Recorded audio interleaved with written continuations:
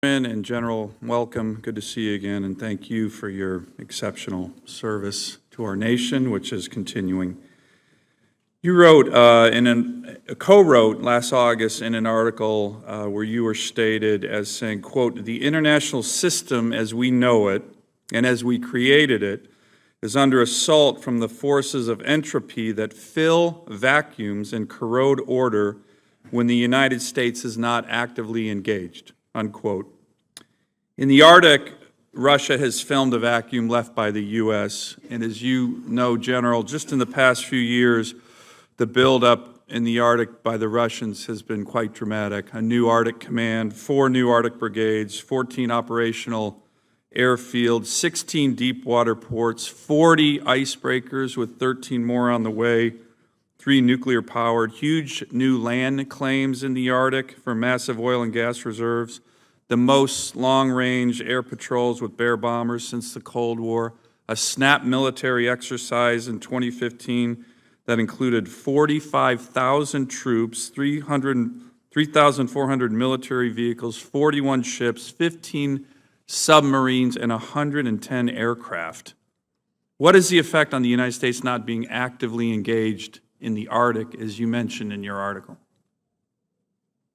Senator, I think America has global responsibilities, and it's not to our advantage to leave any of those areas of the world absent from our efforts.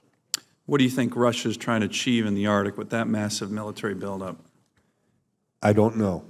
I believe, however, that we are going to have to figure it out and make certain that we're not seeing an expansion of these efforts to dominate what have been up until now part of the international commons.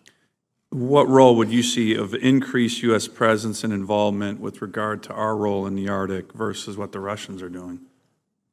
Senator, with the new sea routes of communication that are opening up as the sea ice retreats, I think we're going to have to recognize this is an active area, whether it be for search and rescue, for patrolling, maintain sovereignty up along our Alaska coastline, that sort of thing. So, General, as you probably know, the centuries of America's Arctic are in Alaska. Can I get your commitment to come to Alaska, see our outstanding military in the state that the chairman knows Billy Mitchell called the most strategic place in the world? Yes, sir. I'll get there, sir. Excellent. Need to get the chairman up there as well soon. I want to turn to China. China's leaders have stated that they're not militarizing the South China Sea. Do you agree with them? No, I do not. Yesterday, in his confirmation hearing, Rex Tillerson commented that we should prohibit access to the islands in the South China Sea, prohibit access to the Chinese. What is in your view, should our response to China's militarization of the South China Sea be?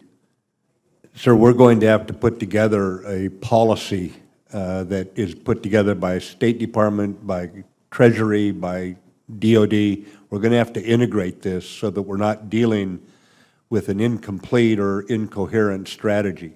But the bottom line is, sir, the international waters are international waters, and we've got to figure out how do we deal with holding on to the kind of rules that we've made over many years that led to the prosperity for many nations, not just for ours.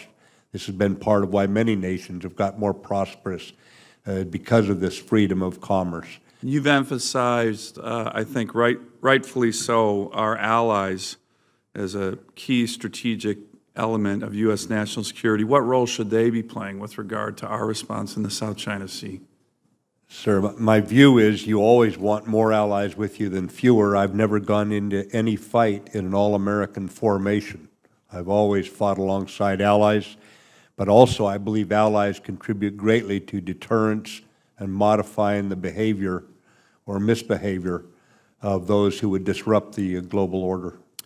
Let me end by just mentioning that there's a number of us who believe that over the last several years, the U.S. has lost credibility internationally, where our adversaries no longer fear us and our allies don't trust us.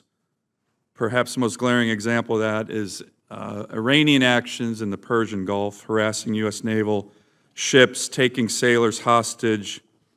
I just want to finish with that one question.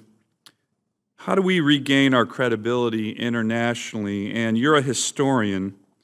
Do you believe that the new administration will have its credibility challenged early in its tenure? If confirmed, Senator, I have to assume that our credibility will be challenged as simply part of the responsibility that I carry. I think the way you maintain credibility is when you give your word on something, you live up to it, and you put together policies, even though it's more difficult, by, with, and through allies, so that they're at the table as we put the policies together, so they're with us when the policies come under pressure. Is it a dangerous period when you're trying to regain credibility? It is, sir. Senator's time has expired.